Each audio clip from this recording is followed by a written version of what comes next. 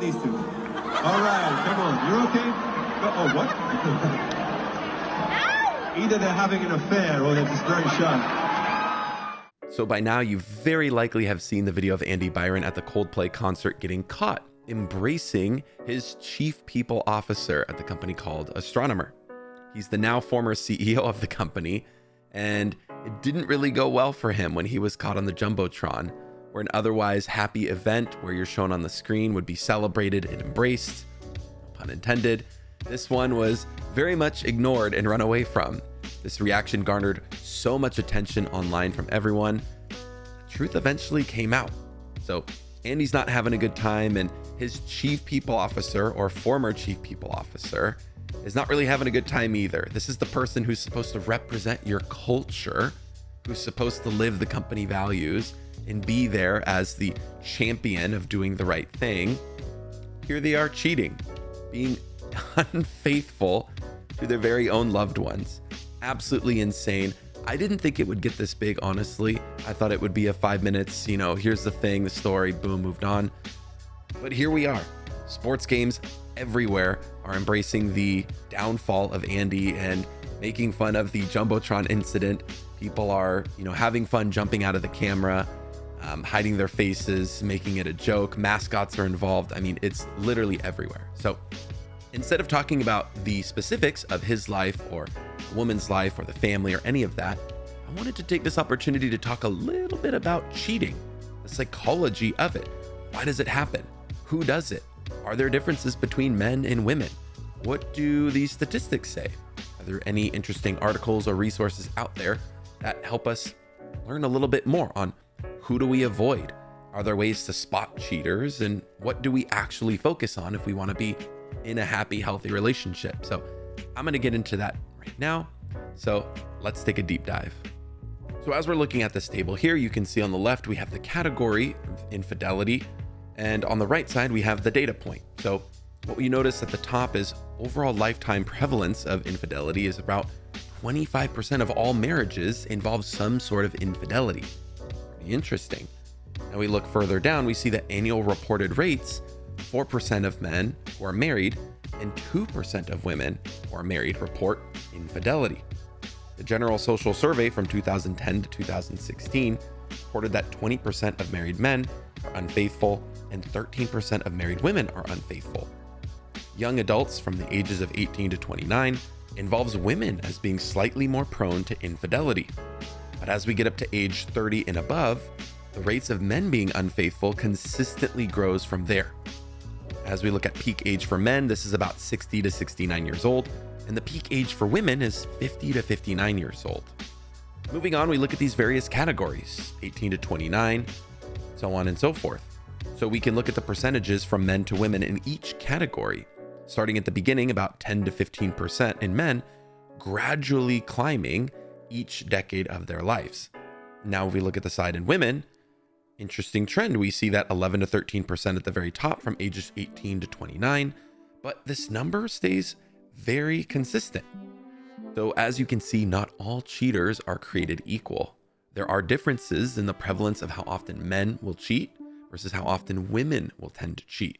Now, we'll talk about the nuances specifically here between genders, but it's an interesting call out to just think of what are the differences and how often men versus women tend to be unfaithful.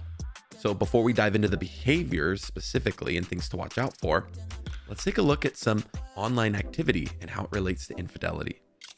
So as you can see here, we're looking at Tinder users on the top left, and this is an interesting one.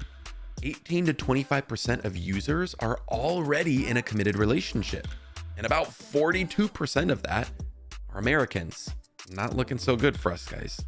In terms of websites, 10% of adults in relationships leverage Ashley Madison, which is a website specifically made for extramarital encounters. General internet use for sexual purposes, we're seeing approximately 30% of internet users engaging in purely sexual behaviors. Now, this is specific to infidelity-seeking behaviors. And then finally, we look at the COVID-19 pandemic. This literally impacted every one of us in the world. We saw massive changes in so many different parts of our lives, especially relationships. So there was deep social, economic, and emotional fallout on top of all the social distancing. Stay away from people, stay indoors, stay at home. We all saw it, we all heard it and experienced it. 20% of people during the pandemic contacted an ex-partner, and 13% of those individuals were already in committed relationships. It's easy to look back on articles and see all the negativity that this pandemic brought to the world. I mean, we had the Great Recession, it massively shook up the economy, the workforce changed, people's perceptions of relationships and social interactions changed, their view on the world, perception of having children, vaccines, politics, I mean, you name it, like it impacted everything.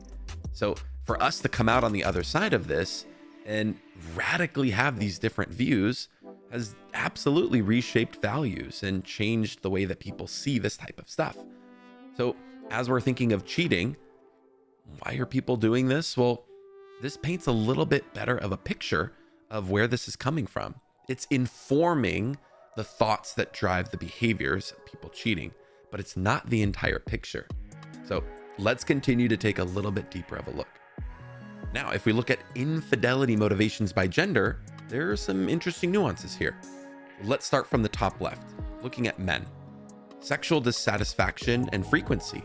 So men who desire sex very often tend to cheat more. We look further down, men who have a high desire for novelty and variety tend to be a little bit more likely to cheat. Approximately 60% of these individuals cite variety, and about 45% cite opportunity. These are people who are traveling all the time, they are around coworkers of the opposite sex or the gender that they're attracted to, so on and so forth. Low quality relationships or neglect are another key factor in what motivates men to cheat. So if we look at emotional distance, lack of communication, they're not connecting with their partner, they're not having those deep talks to move the relationship forward. And then finally, the bottom left, we're looking at personality traits. These are men who have high levels of openness, sociosexual in nature, lower conscientiousness, low agreeableness, and higher neuroticism. So we'll talk about that in just a moment here, but some interesting data points on the men. But the men are not alone. So let's take a look at women in the middle of this table. Emotional dissatisfaction is the highest reason, the key factor as to why women tend to cheat.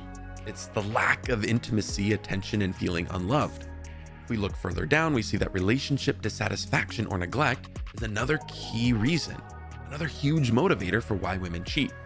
Approximately 73% of women versus only 48% of men. Still a large number in and of itself. As we look further down, we see desire for validation and self-worth. Women who tend to cheat in this category may not feel attractive to their partners or may not feel as desired as often as they would hope to be. And then finally, we see revenge on the very bottom here for women. Cheating to retaliate after a partner's betrayal. Maybe someone cheated on them. Maybe they got in a crazy accident or some huge fight, a blowout argument with the family. It could be all sorts of different reasons. And then finally, we look at the far right in both genders. Major predictor here, the highest predictor, is low satisfaction, whether emotional or sexual. These are people who just don't feel connected emotionally, sexually. They feel that their relationship is deteriorating and fading away. We look at past infidelity. Those who cheated are 3 times more likely to cheat again. And then personality traits, prior cheating history, impulsivity, sensation-seeking behaviors, etc. It's very much woven into specific personality traits. And then finally, on the very bottom right, we see opportunity systems. Again, this goes into those who are traveling often for work, they have opposite sex coworkers or those who they're attracted to, dating apps, online culture, privacy. There are so many different avenues to pursue this. And with all these new opportunities, it's opened up so many more doors for people to chase. So as you can see, the stats can be kind of alarming. There is a lot of cheating going on. There's a lot of people on both sides. It's not just men. It's not just women. It's not just one age group.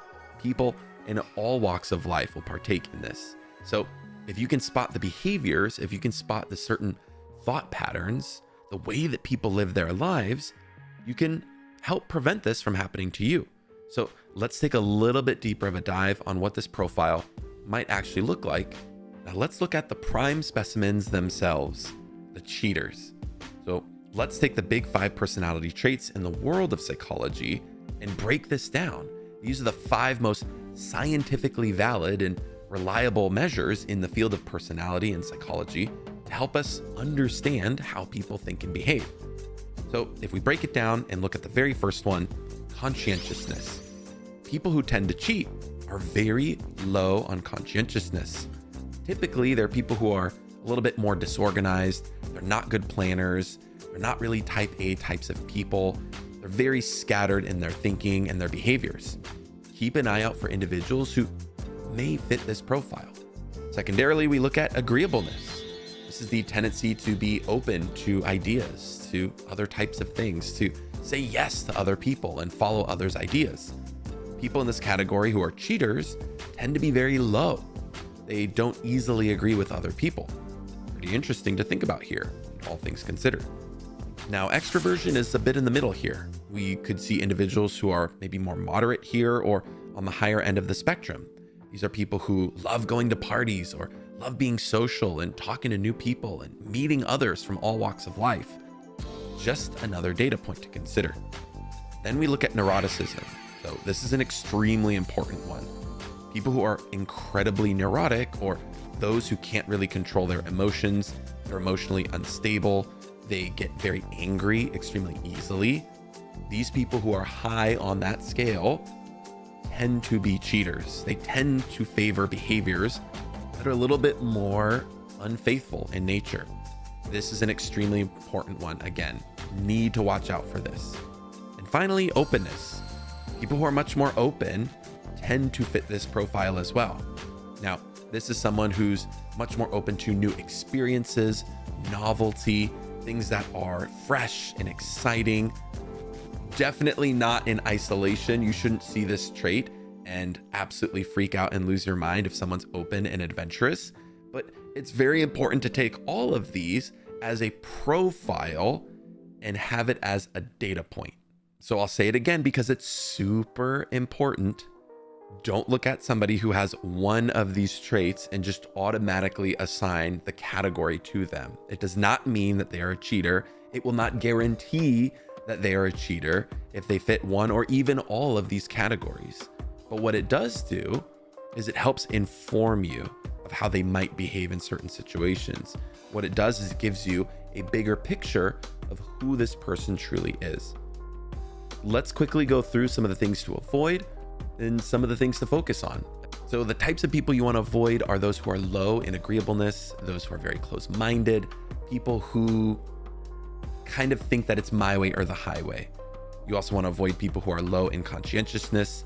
These are extremely disorganized people, very, very messy, lives are scattered, they're kind of all over the place. And high neuroticism, people who just can't seem to control their emotions. They're very unstable. They're all over the place. They get really, really angry. It's a lot of ups and downs. Definitely types of people you kind of want to stay away from. And then you want to avoid people with no strong morals. These are people who don't seem to have a strong moral compass, a sense of values, how they see the world, clear opinions on what they feel is right versus what's wrong, especially if that doesn't align with you. So stay away from those people. Avoid the impulsive, insecure attachment types of folks, right? These people who are just incredibly insecure in who they are as a person, how they see the world, how they ought to be in relationships. These are people who are constantly insecure, seeking that validation, seeking something new, something novel, somewhere else beyond the immediate confines of the relationship. Definitely something to keep an eye out for. And then finally, avoid the people who are emotionally dismissive. People who are avoidant. They push you away. They avoid conversations. They don't really want to go to that next level or get that much deeper. Now, again, all of these could be taken in isolation. There could be people who demonstrate one of these traits or maybe even all of these traits. It doesn't mean that they're cheaters, right? It just is another data point. I'm trying to help equip you so when you're in that situation, you can make an informed decision. I myself have been in relationships where I've demonstrated some of these behaviors because I wasn't truly invested in the person. It doesn't mean I wanted to cheat or wanted to go out and be unfaithful. It was just the nature of I was with somebody I wasn't compatible with. Total respect to them. And, I made tons of mistakes and maybe have dragged something out sometimes for too long, but it doesn't guarantee that those behaviors are going to follow, and vice versa. I've been on the flip side where I've been with people who may have demonstrated these traits. And even though I'm paying attention to this and observing this and taking it into account of who they might be, it doesn't mean that they're cheating on me. It doesn't guarantee that they're out doing all these unfaithful things. So just things to be very, very aware of. Now, if we think of things to focus on, this is the flip side of it. So we've talked about the data, we've looked at some stats, some interesting pieces of information around being unfaithful. We've looked at the general profile of who might be a cheater. And we've talked about certain things to avoid. Now let's talk about some things to focus on. The good, right? That relationship that we all crave and want. Number one, you want to focus on strong communication. People who check in often, people who are there, they're open, they're receptive to conversations. When they're talking with you, it's like me and you versus the problem, not me versus you as the problem. There's this completely distorted view that unhealthy people tend to have of it's always a fight, it's always butting heads and attacking each other. But a strong, healthy communicator is going to be much different than that. And you'll feel that, you'll see that. Number two, you want to date each other often, right? This is someone who's making plans, who's putting in the effort. And it doesn't have to be huge 5-star dinners and lavish meals and gifts and all of that stuff. It could literally be simple things, handwritten notes, texts, phone calls, sweet gestures, hand holding, little, tiny, small things. It doesn't have to be glamorous and huge. This is a massive green flag, something to look out for. And after that, someone who addresses things early on. They don't let it fester. They don't let things sit and grow and turn into this massive, ugly beast, right? If we run away from our traumas, if we don't heal from our past, how do we learn? How do we grow? How do we be that much better for ourselves, for our loved ones, and for the people that we get in relationships with down the road? It's completely unhelpful for everyone involved.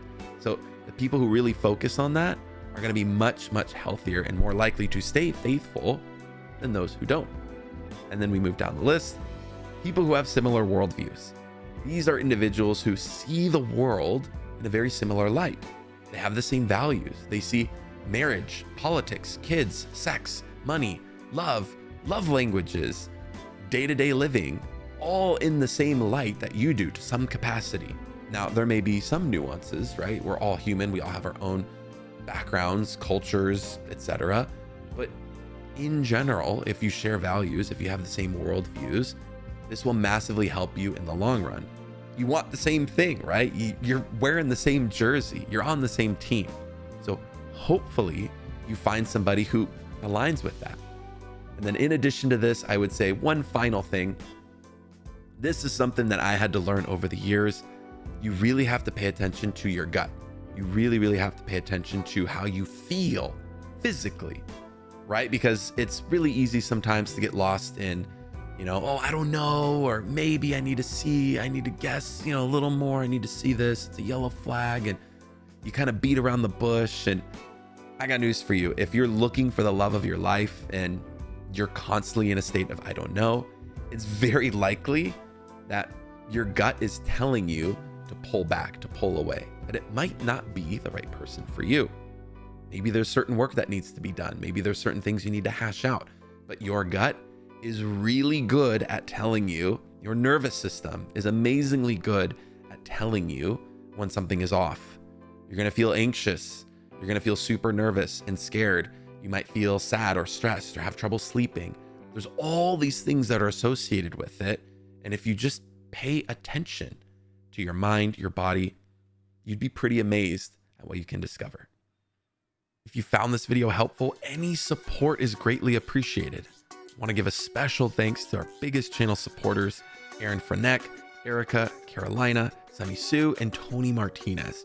I seriously can't overstate how grateful I am for you guys and all the support you've provided to this community. Thank you so much. Remember to take care of yourselves. Remember to take care of those around you. And for all things psychology to help you think, feel, and perform better, Stay tuned right here on Psychology of Living.